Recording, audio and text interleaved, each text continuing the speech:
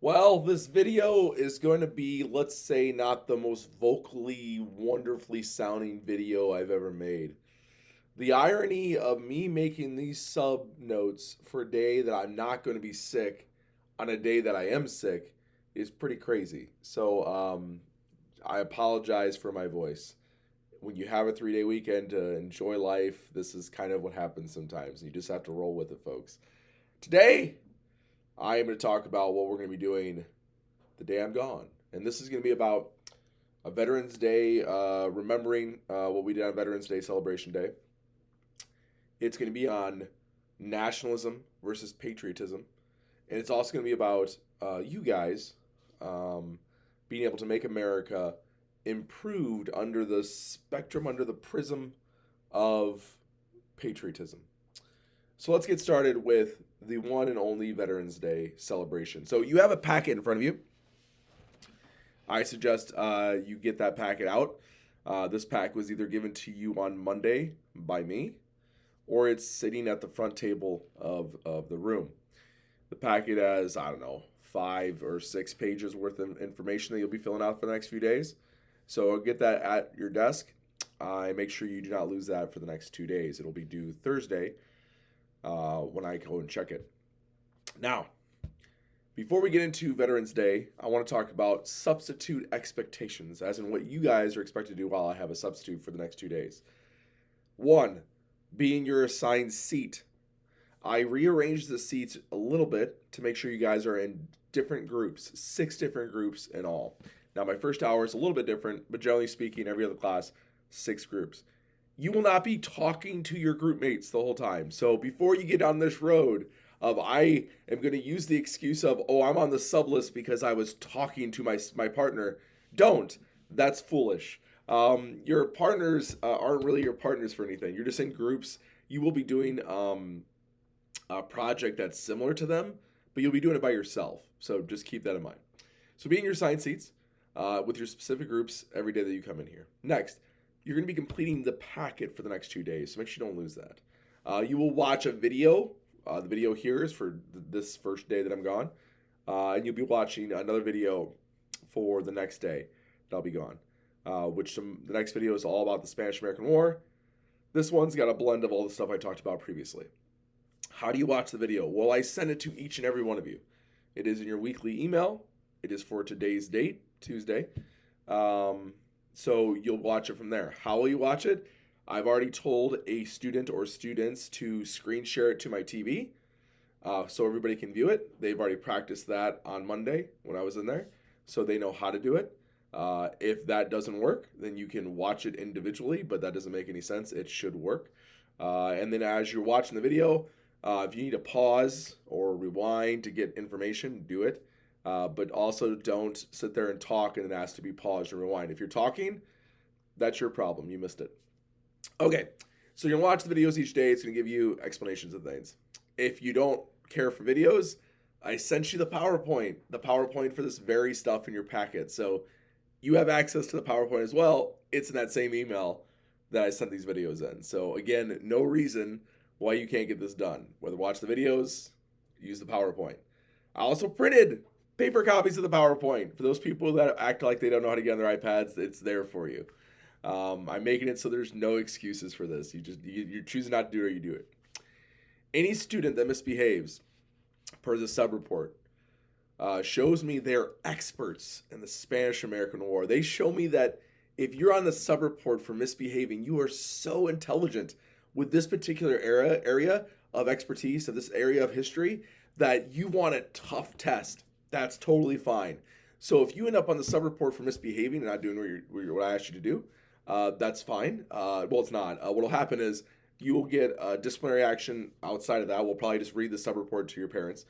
You will. And then you will get a different quiz than everybody else because you're so smart in this. And that quiz, I promise you, will be extremely difficult. For all those people that are behaving and doing what they're supposed to be doing, your quiz on Friday will be super easy. You'll be able to use your notes, pretty much that entire packet you'll be able to use, and it'll just be a different version of the test. So just make sure you're Johnny on the spot. So as a quick rewind, what I'm expecting you to do, be prepared. So have your packet ready to go each day. Have your iPad, even though you really don't need your iPad that much, but it may be helpful to watch the video or whatever, and have it charged, and have a pencil to write the stuff down. And then you're good to go. Stay in your seats. There's really no reason to get up every 2 seconds to sharpen your pencil or talk to somebody else. Just get your stuff done for the next 2 days, and I'll be back on Thursday, and everything will be good to go. Watch the videos, obviously, complete the packet, and then show respect to the substitute as well as anyone else in the classroom.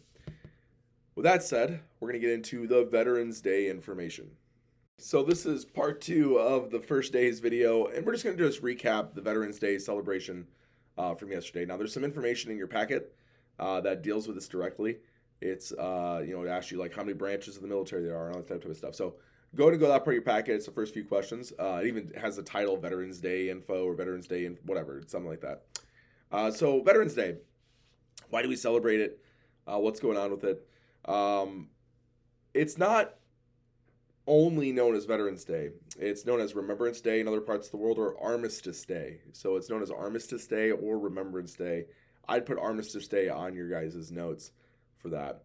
What war started this celebration? World War One, and that makes sense because the president who started Veterans Day was a guy named Woodrow Wilson, who's the president that is right next to the TV that you should be staring at right now. He should be like top diggity dog on the TV, or actually bottom, closest to the TV. So World War One, Woodrow Wilson was the one that started it. There's a special flower that is symbolic to Veterans Day. It's called the poppy. It's a red flower. We talked also about the tomb of the unknown soldier. Where is it located? Arlington National Cemetery. And how many branches of the government is there? There's 6. And we talked about them yesterday. The Army, you guys built some stuff for me. The Navy, we did an activity, I think, where we made you float stuff on a foil boat. The Air Force made airplanes and also did like an eyeball test. Then you have the Coast Guard. We did like a Saving the Sam little worm thing that we did for them. The Marines, which were like tough, ready to go guys. Which you guys did some exercise for me. And then we did Space Force, and you guys figured out how much Mr. Snow would weigh on different planets around us. Because gravitational force impacts your weight differently, your mass. And you should know that I would be the heaviest on Jupiter as a planet.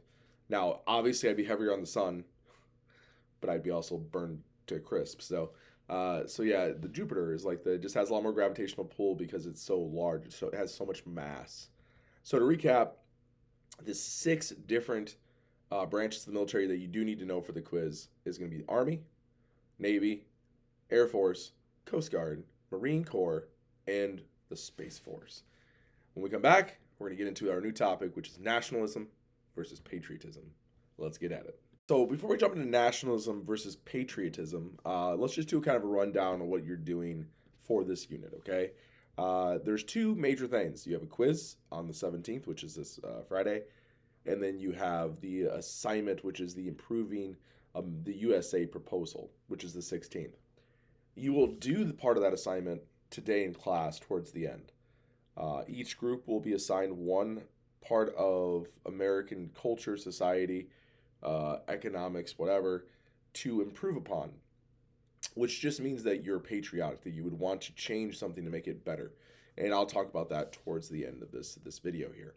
So that's the 2 things that are doing this year week. You got the quiz. 3 things technically: the packet, the quiz, and the proposal for changing America and to make it better. There's a whole bunch of terms you need to know. Patriotism, nationalism, the fallen empires, which we'll talk about in a little bit. The DeLome letter, the USS Maine, the Buffalo Soldiers, Rough Riders, different battles, Manila Bay, Los Guamos, the San Juan Heights, Battle of Santiago Bay, know about yellow fever, know about us annexing Hawaii, and also the ideas of just improving America, which we're going to talk about. So let's get into what is nationalism versus what is pride, or what is patriotism.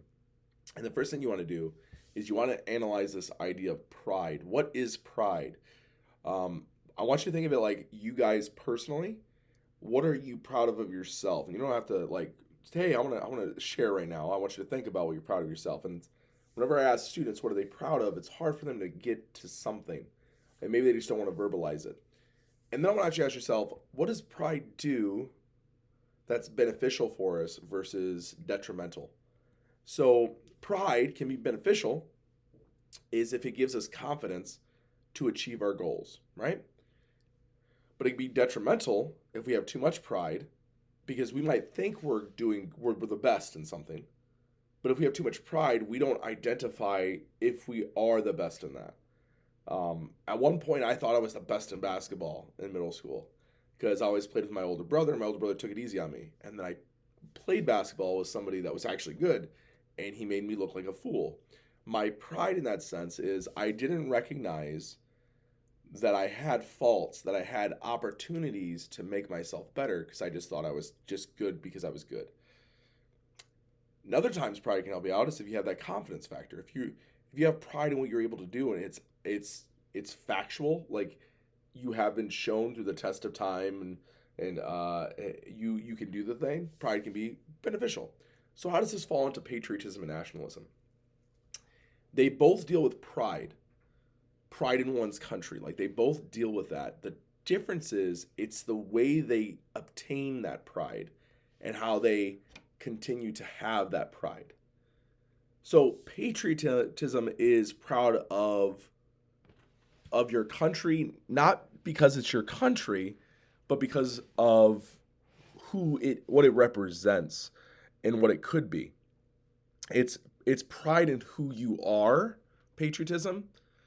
Nationalism falls into the scope of pride in who you are not. Patriotism views the country's inhabitants as a whole, and then nationalism divides it into individual parts. Patriotism learns from history to hope not to doom the same mistakes again, while nationalism, because it's proud in oneself just because of what's oneself, and it can never be wrong, it will change the narratives of history to make them look good, even if it's a scenario that's bad. So a patriot looking at the chapters of slavery would say slavery was inherently wrong in our society and it caused harm to people. And I want my country to be good and awesome and fabulous, so we need to make sure that we teach people how bad slavery was so we don't do it again. Because it doesn't benefit our country. It doesn't allow us to keep our pride within our country. A nationalistic view of slavery would be rewriting slavery to make it seem like it's good for the slaves or the slaves enjoyed it. Because nationalistic view of society is we can't admit when we're wrong. We always have to be right because we are always right because we are always right. It's the equivalent of saying, if you've ever had your parents tell you to do something, and you ask why, genuinely why, not asking why because you just want to be, smart with them. But if you ask them why, and they said, because I told you to, because I said so, okay, that's more of a nationalistic approach to that request by the young kid, by your son or daughter. A patriotic view of this would be like an explanation of why you should do what you do. You should do this because if you don't, it will harm you, it will harm the family, whatever the case may be. Another way of viewing this is imagine somebody is building a house. A patriotic view of one's house would be, I'm going to work on my house because it's the best house. The emphasis is recognizing there may be faults within the house, recognizing that the house always has opportunity to be better. It's not perfect just because it's mine. It's perfect because I'm constantly trying to make it perfect. A nationalistic view of a house, somebody's house would be, my house is the best house because it's my house. It's good because it's mine. I don't have to have any other reason but that. One of these views, patriotism or nationalism, one of these views has room for growth.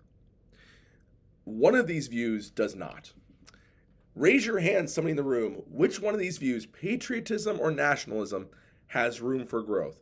If you believe patriotism has room for growth, raise your hand. Okay, we got 1, 2, 3, 4. Okay, raise your hand if you think nationalism has room for growth. Not a lot of hands gone up, right? That's good. Because that is the key here. One recognizes within itself that it can be changed for the better, and the other one recognizes within itself that it doesn't need to be changed because it is better. and there's a problem there. So another definition for these would be if you are proud of who you are and learning from history, those are characteristics of a patriot. If you're proud of who you are and you like to learn from history to continually get better, that's a patriotic view of society. If you are proud of who you are not and you are reinventing history to make yourself look good, that's a nationalistic view. Some characteristics of nationalistic view is xenophobia, which we talked about, intolerance, isolationism, expansionist military, anti-immigrant policies. Some nationalistic countries or societies in history would be like fascist Italy. They were rampant nationalist, right? The Nazi Party in Germany, nationalist, right? The Nationalist Party, right? Rome, in the end, was very nationalistic, okay? So hopefully now you have an idea of this difference between patriotism and nationalism. Now I'm going to ask you, which one should we promote? Which one of these, we already know this, which one promotes growth? And in order to grow, we have to admit what about ourselves? We have to admit that we're not perfect, nor we never will be, but to obtain as close as we can to perfection, we have to recognize there's faults that we can improve upon, that we can edit, if you will, that we can change our behaviors to make it better. And that's what we're going to be working on in just a minute. So in our next video, we're going to talk about the project that you're going to be doing for the remainder of the hour. This discussion of what nationalism versus patriotism, and we're going to take a patriotic approach to our country right now as a group, as a classroom of intellectuals. We're going to look at our country through the prism, through the eyeglasses of patriotism, and recognizing that we are good in areas and we have areas that we can improve upon, like any other country. And then towards the end of this, you guys are going to identify how we can improve in a specific area that you've been assigned to. So let's get to it. First, I'm going to do some number ones for the USA. Now, understand, we are number one in these categories, and I'm not really going to talk about, like, are they necessarily good? I probably will, actually. That some of them are good for us and some are bad for us. But we're number one. So, like, this is some statistics that I'm going to throw your way of what the U.S. is doing number one at, okay, wherever the topic is. One is GDP. So we're like a manufacturing force. If you want to, you could break down each state and compare its production value, how much we produce, to entire countries in the world. We produce a lot of stuff. We just do. And you might be like, well, doesn't China do a lot of stuff? Sure. We still got them beat in a lot of areas. And one of the biggest ones is food. Food is an important thing that we produce. We've been the bread basket of the world for a while. And yeah, for number one for USA, we produce a lot of stuff. Our GDP is amazing. Gross domestic product, as that is. We take in more immigrants than pretty much any other country. So in the 2020, there was they compared all United Nations together. Who's taken in the most immigrants? This is in 2020. We took in like 50 million people, give or take, within like a 10-year time span. And the closest one to us was Germany with 15 million people. We've taken a lot of people. Like, we're, as the last unit talked about, we're a nation of immigration, right? So yeah, that's one of the things we're number one as. We've taken a lot of people. And so you can look at it from like a prideful factor, like we're willing to take in, at least we have been willing to take in a lot of people from a lot of different countries. And also it shows that people want to come here. Another thing that's a patriotic view you could have is people are willing to, face obstacles to get here. Why is that? Well, maybe there's opportunities here that there's not in other parts of the world, and you should keep that in mind through this patriotic lens, right? On top of that, our country is number one at giving foreign aid. We give foreign aid, like, ridiculous amount of foreign aid to other people. That's money, that's technology, that's our resources with people. We give a ton of foreign aid. I think the closest country to us, and this is the last time I looked at this, was Germany, who still is far, like, I think 1/3 behind us. So yeah, our country does a lot for other countries. We have done it since the end of World War II. There was basically two superpowers, the United States and the Soviet Union, which now is just called Russia. And ever since then, we've been that country that helps out other countries. It's just who we are as a people. We are also number one in our military. And when I say number one, I mean we spend more on our military than like the next 10 countries combined. We spend a ton of our money dedicated to make our military just very impressive. As Teddy Roosevelt said, speak softly but carry a big stick. And what he means by that is you don't have to like act tough with your voice as long as you have a giant army by you. That'll do your talking for you, right? Our military is very extensively packed with both the technology that we put into it, with the money that we put into it, and the people that are in it. So that's another thing we're number one at. Okay, we are also number one, and the number one country with top civilian gun ownership. We have more guns per capita than any other country, and it's not even close. Like our country's gun to people ratio is dramatically like we talked about outliers. We're an outlier with gun ownership. We just are. With that, if we have more guns, we also are number one in gun homicides. So with the having as many guns as we do in our country, Second Amendment being a big portion of the reason why we do, we have more gun homicides and just significantly more gun homicides. It's not even a close statistic. We are also, let's see here, largest number of, we have the biggest number of prisoner population than any other country per capita. We have more people in prisons than any other country per capita. And the problem with that is the prison system that we have has a high recidivism rate. So what recidivism is, think of it like a revolving door, okay? Prisoner goes in, prisoner comes out after serving whatever sentence that the judge laid upon him for his or her guilty crimes. Our recidivism rate, that's the number of times they come back to prison, is like near 70% within 5 years. So I want you to think about this for a second. 70% of the prisoners that leave prison after serving their sentence will be back in prison back within the next 5 years. So yeah, we imprison a bunch of people, but we do a really bad job at keeping them out of prison after we do. And there could be lots of arguments. Well, they deserve it, right? Okay. But you're also paying for that system that keeps people in prison. And if we're going to rehabilitate people, which is apparently the goal for prisons, we're not doing that if our recidivism rate is around 70% of people go back to prison within the first 5 years after they leave. So we're number one in prison population as far as per capita. Healthcare spending. Our average American spends more on healthcare than other countries, which you do. Even with health insurance as it is, you're still paying your premiums, you're still paying your co-pays, you're still paying your deductibles. We pay more for healthcare in our country than pretty much any Western nation. No, not pretty much, than any Western nation in the country, in the world. So that's a big deal. We have the highest college tuition fees than any other nation, which, by the way, factors in, which is we do have a good education system because we have a lot of countries that come to our country. Students will come abroad to our country to learn, but we do pay more than any of these other countries. So that's another thing that's number one in. All right, stuff that the U.S. is not number one in. We do these tests, math, science, and reading, and we compare our test with other countries. And we are 23rd in science, which means 22 countries beat us in science ability. We are 51st in math, which means 40 countries do better than us. And we are 21st in reading. 22nd in reading, which means 21 countries do better than us. So when it comes to our education model, we have room to grow. We're not dead last, but for each one of these metrics, each one of these areas, we could benefit from improving our country through a patriotic lens. How can we improve it? We are the 26th in life expectancy, which means 25 other countries that we do this with.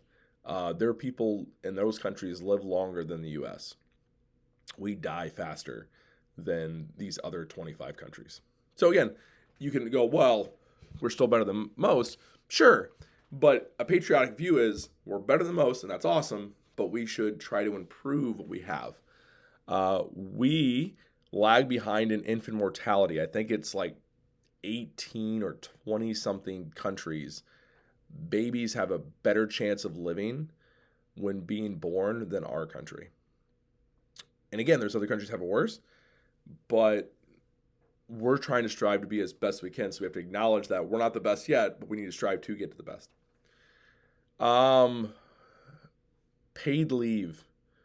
So we don't have really any national law on paid leave in our country. What that means is when mom or dad have a kid, we don't have a national law that says you can take X number of weeks off for to watch the kid. Now, individual businesses do.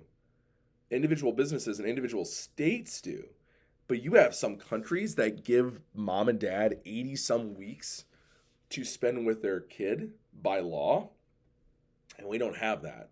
So unless your employer steps up to the plate or your state has already done something, there's no national protection or law that says that you deserve time to spend with your kid, which has an impact in society because the more it's shown, the more interaction you have with your parents, it depends on the interaction, the more likely is they develop values and they develop skills and they are less likely to do certain things. So those countries that have more weeks with their kids, they see societal benefits from it that we just don't. Okay, with all these statistics in mind, you guys need to keep this one thing: how to become better in life. Uh, we have to be honest with ourselves, and the honest thing we have to talk about is we need to improve on certain aspects of our culture. And I listed off a bunch of them. And when I come back, I'm going to talk about what group you're in and what you're going to do for the remainder of the hour, and also the remainder of tomorrow's lesson as well. Okay, I'm back, and this is the last time you have to hear me for today, unless you just want to watch this video over again to hear this majestic voice that's coming out of me because I'm sick. With my pumpkin shirt. My daughter got me the shirt, by the way, so don't make fun of my pumpkin shirt. We talked about what we're number one at and what we're not number one at. We talked about this idea of patriotism versus nationalism and how to improve one's society. And what you guys are going to do, and you're in groups, but you're not working in your group. So if you have two of your best friends in your group, group one, good for you. You're not talking to them. You're not hanging out with them. You're doing this on your own. The groups are simply to make it simply to divide you guys into different topics, and then you guys are going to run with it. So here's what you're going to do. I've given each one of you a topic that you're going to do a proposal on how to improve America in this particular topic. And it doesn't matter to me if you care about the topic or not. You're still going to research or think about how to improve areas of this particular topic. So group one, which should be like right here, closest to the TV. You guys are going to do healthcare costs. Healthcare in our country is among the highest price of any other country. So you're going to try to find a way to improve healthcare costs in our country, something politicians have been trying to do forever, but I expect you in 8th grade to be able to do better than the politicians that have been working on this forever. Group two, which is the row right after group one, you guys will be improving our math, science, and reading scores. So you're going to improve education, kids, and you need to come up with ways that are tried and true ways to improve our scores with math, science, and reading. What can we do in the elementary, middle school, high school level to guarantee better results when it comes to these tests? Group three, which is, after group two there, over here, you're going to be improving the prison population. Our prison population is extremely big.